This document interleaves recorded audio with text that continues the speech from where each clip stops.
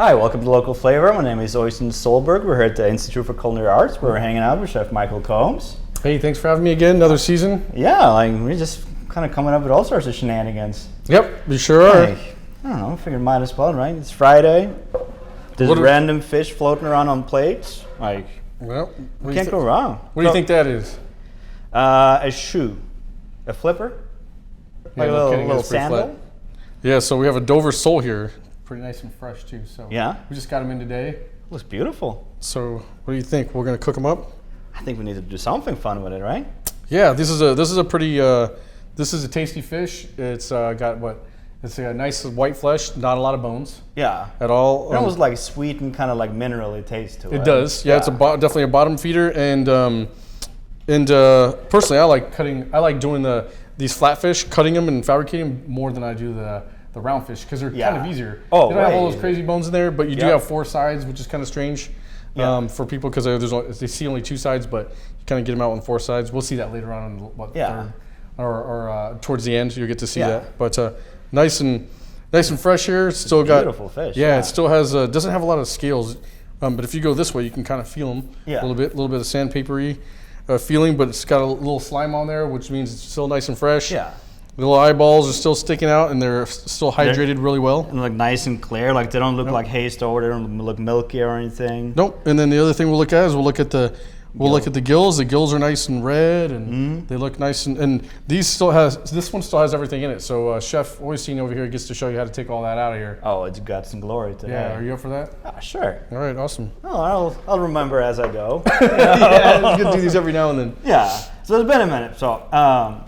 So this is so Dover sole is kind of a fun fish to skin because it's a little bit different than like lemon sole and flukes and really every other flatfish. Because it's a little bit more narrow. It's not quite as round as a lot of other flatfish. Most of them are kind of way more round in shape, but like Dover soles are fairly like oblong. But for skinning these puppies, normally like a flatfish, we would take the fillets off and then remove the skin. The Dover sole is very unique in the way that you can peel the skin off while it's still whole. So I'm going to see if I can remember this, and it's kind of a fun little process. So you're just going to use scissors, and along the side, like they got this little fins. So we're just going to start at the back, and just follow. And we're just going to use the scissors to kind of cut that off. And so we're not cutting into the meat, like it's at the end of these. It's just kind of a little bit of cartilage and fat. And so we're just kind of following that all the way forward. There you go. And so we're going to cook this fish whole, right? We're going to do a la manure style, so it's like an older school, like French style. Super old school. Yeah, like, and very simple, really and it's typically used for very fresh fish. Yes. Yep. And like it's not all day. It's not every day you can kind of get your hands on Dover sole, especially like fresh whole ones like this. In Nebraska. Yeah, but like you can do this method with other types of fish too. But it's usually done with, but you can do it with freshwater or saltwater. Yeah, trout, because we do get trout here, so you can definitely do it with trout. Yep. But whatever you can kind of get your hands on that's fresh. Thanks. So we're just snipping both sides. Yep. We're just gonna keep. So that's very fresh fish. Like I got a lot of like very like healthy slime on it, so it's a little slippery. We're gonna make it work. Right there. And then we're gonna take like the little fin up here too. Snip that one off. But you want to get all of that out of the way, so when you start peeling this stuff, you have like no obstructions. And you'll see that obviously there's two different colors. The underside's a little lighter, and the dark side is a little darker, so because it hides in the sand, that sort of thing. Yeah. So they'll wiggle their way like into the sand. So just that's why like the eyes are kind of on top too. It's poking out of the sand so you can see. So they can see what's around, but like they're fairly hidden from like funky little animals and stuff in there. So then we're going to start from the back, and you're basically just going to make a small little cut into the skin. We're not trying to cut too much meat or nothing, kind of just trying to get. So you just want to get the skin. You're just breaking the surface of the skin so you can grab it. Yep. And then, if all goes well, we're gonna find out. I might have to. I will try and just got to get a little bit more so I can get a little grip on it. So,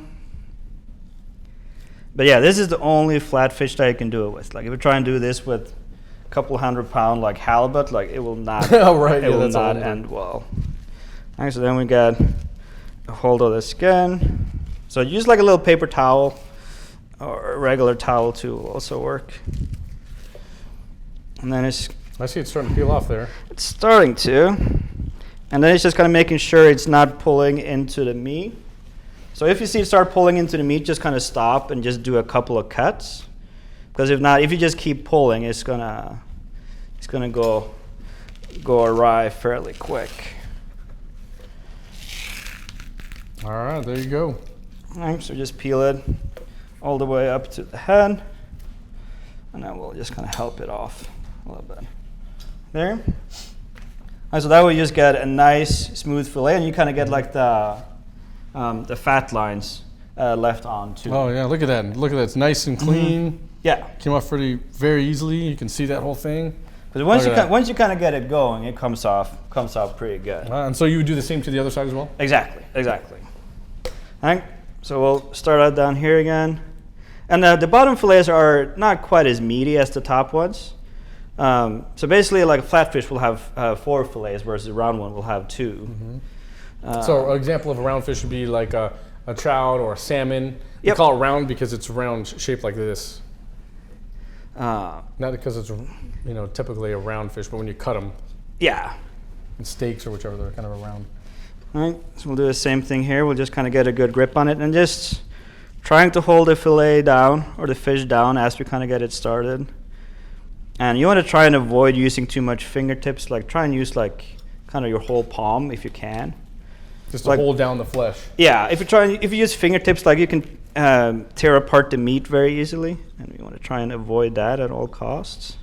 Because these are fairly expensive fish. It's not like an everyday type thing. No, they are pricey, and that's why you also eat these nice and fresh, and that's why you want it. With the preparation we're going to do with a la manière, it's very simple actually, and it requires good ingredients. It's just parsley, lemon, butter, but a good quality butter helps too. Yeah. And good quality fish. So everything is about quality when it comes to this dish, but very simple. Let's see.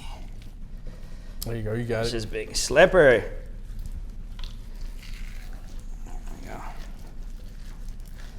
There it goes. Yeah, so it's just more of that slime is getting on the cutting board, so it's just not sticking down quite as easily. Then we're over to the head.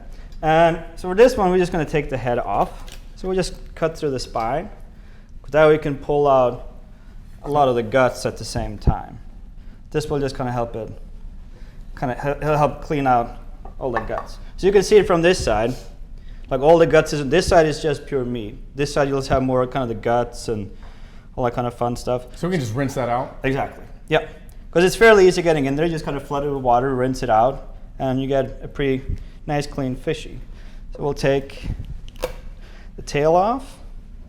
And that's basically it. Like this one just takes a little rinsing, and then we're basically ready to start cooking. Awesome. Happy little fishies. All right, so I'm gonna go and clean some of these guts off my fingers. Said no one. If you guys stay tuned, we'll show you guys how to make some shenanigans out of this and make something good out of it, I guess. Yeah.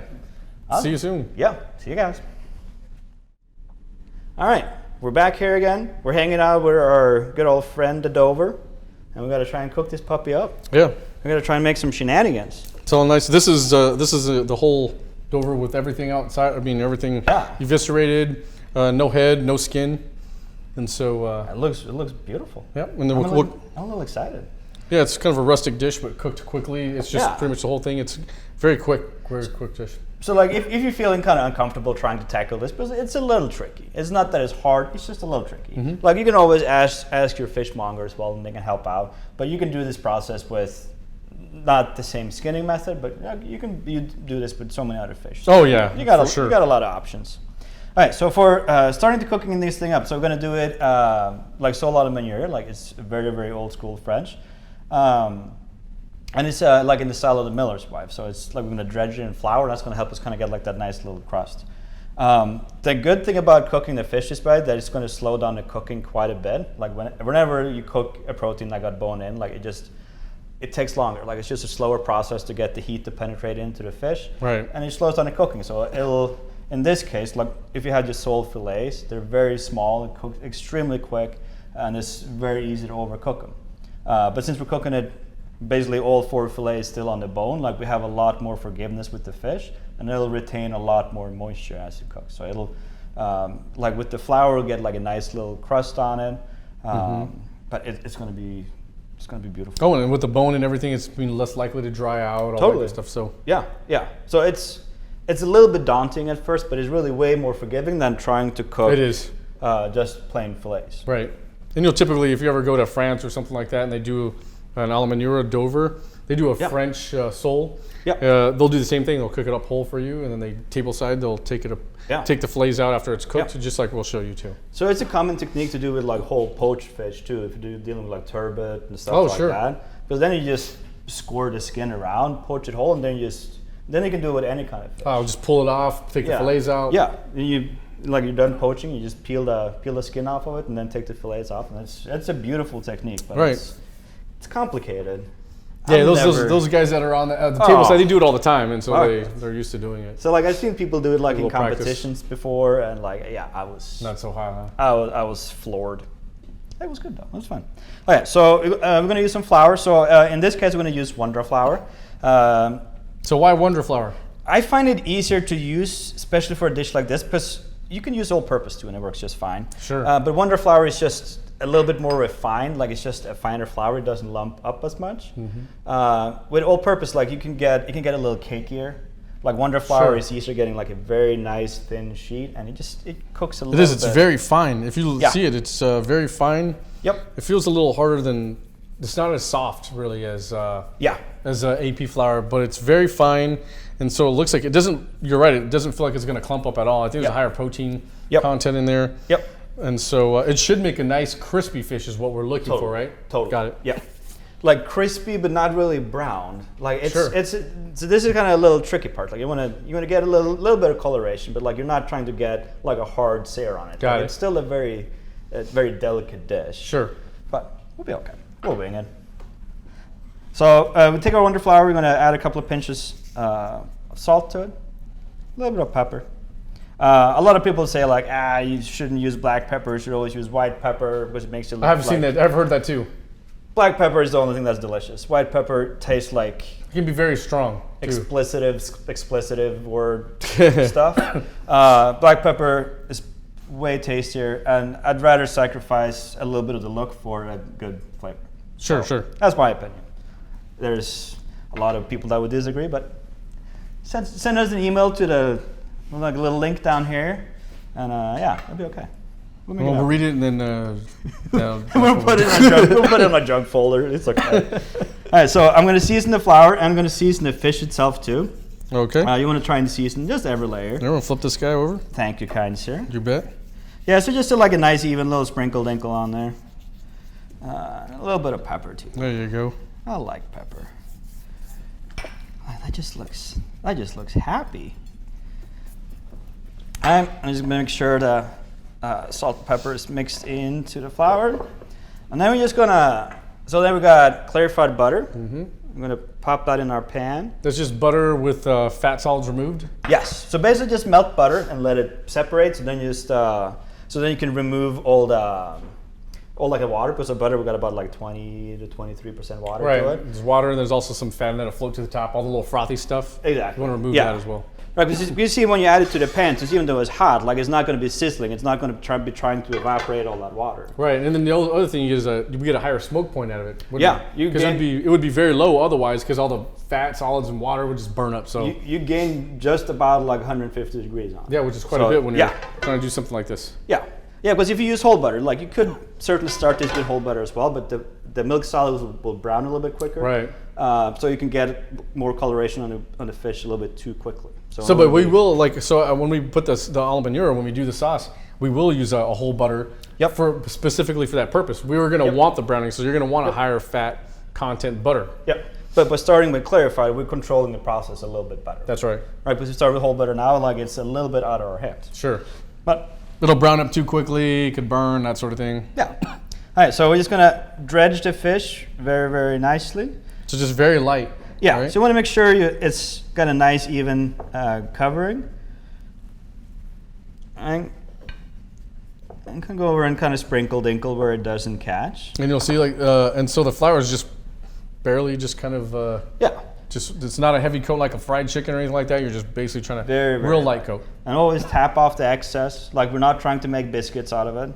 So any certain side you put down first, like the top or the bottom? Always start with like the presentation side. Got it. So as in this case, like the top fillets will be a little bit thicker. Okay.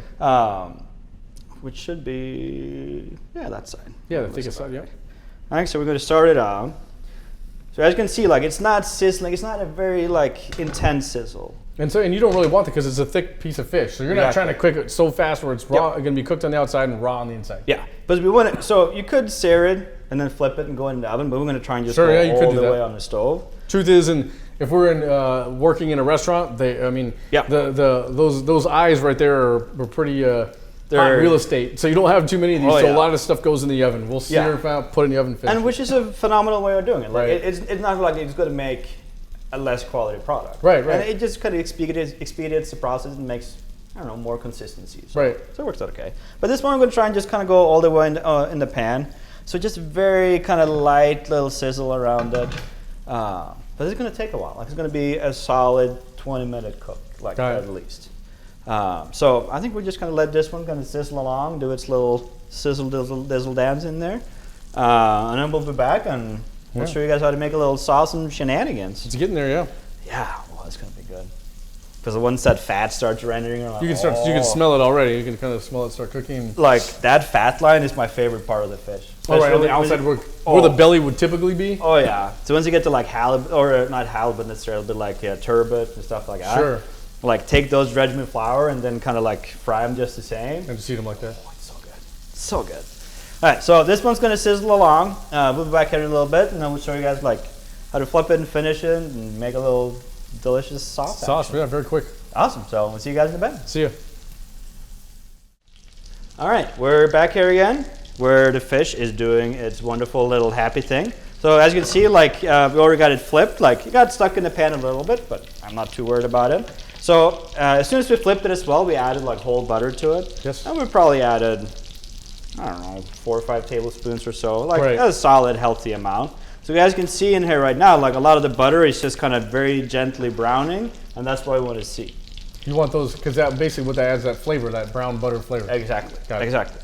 Like so, I can feel the fish right now. Like I feel it kind of wanting to pull away from the bone, and that's kind of a good indicator of doneness. Okay. And you can see like it's kind of flaking apart from kind of both the fat line and from kind of like the central spine. So I think this one's looking pretty happy. So I'm going to try and sneak underneath it and try and get this. Prime off the pan. Yeah. Hopefully it's not stuck too much. Yep. So I typically like to use like a stainless pan like that as well. And typically because I want the brown bits and pieces, which will usually be more. Because you got a little bit of flour, a little bit of fish pieces, not a kind of fun stuff. If you put them on a non-stick, they don't get as many of those. Yeah. So what I'm going to do is just kind of keep browning the butter a little bit while I'm kind of scraping the bottom. And I want to try and get some of those little soups out there. That's all flavor. All flavor, yeah. If you want like a cleaner kind of like a super fancy sauce, sure, you can strain it out. But I think for this one, we're gonna go dirty on it.